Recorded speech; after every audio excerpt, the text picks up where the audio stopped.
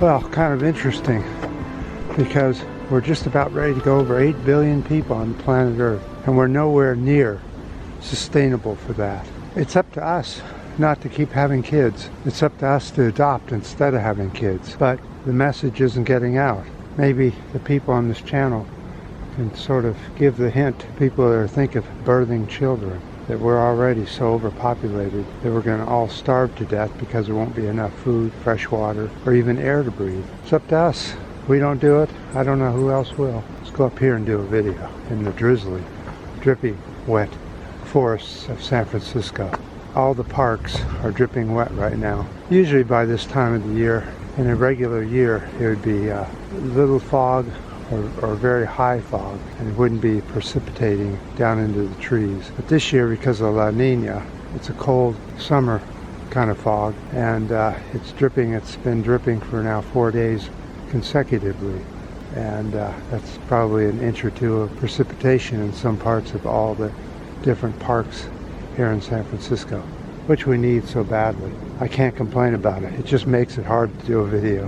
All right, we're going to talk about the ongoing world global drought that's going on. We're going to go over to China. Extreme heat and drought in China and Europe signals a global climate emergency. During what is usually flood season in China has become a drought. This is China's longest and most intense heat wave since 1961. That's when record keeping began. After more than 70 days of scorching temperatures, there is little relief on the horizon. The Yangtze River water level have fallen to half its normal historical average for this time of the year. It provides drinking water to 400 million people. It also gives hydropower capacity is sharply down, and rolling blackouts have become common.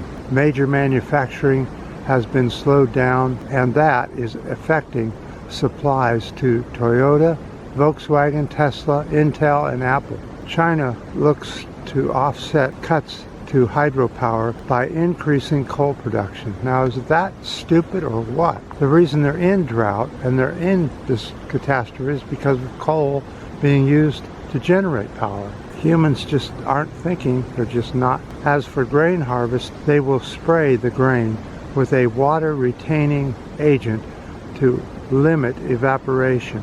This is bad. Can you believe that? They would actually spray their own food with some kind of chemical that retards evaporation from the grain itself.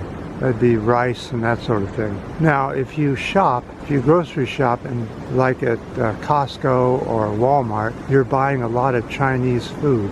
I would think that you would switch over to places in the U.S. where food is organically grown in local areas and shop there and try and avoid these chemicals that are being sprayed on food to keep the water from evaporating so quickly because of the intense heat wave in China. They probably think that this is 1 in a million year drought, but in reality it isn't. La Nina is going to continue on going. I see no changes in the near future or even during winter, so that's good for the U.S. in many ways, at least for the West Coast.